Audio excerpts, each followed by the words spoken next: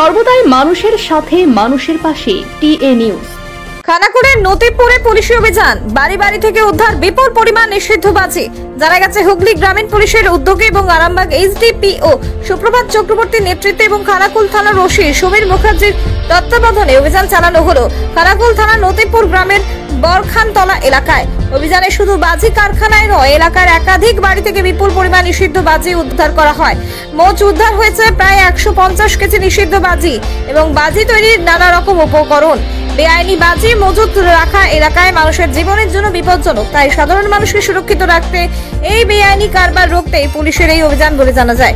পুলিশের পক্ষ থেকে এই অভিযান আগামী দিনেও চালু থাকবে বলে জানা গেছে।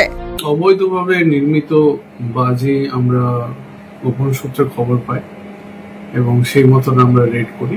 তার দরুন আমরা প্রায় 150 কেজির উপর বাজি তৈরির সরঞ্জাম। সর্বদাই মানুষের সাথে মানুষের পাশে টিএ নিউজ।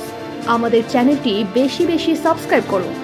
আপনার মতামত জানাতে কমেন্ট করুন, বন্ধুদের সাথে শেয়ার করুন, পাশে থাকা বেল আইকনটি ক্লিক করুন যেন সাথে সাথে সব খবর পেয়ে যান। এছাড়াও আমাদের ফেসবুক পেজটিও শেয়ার, লাইক ও কমেন্ট করুন।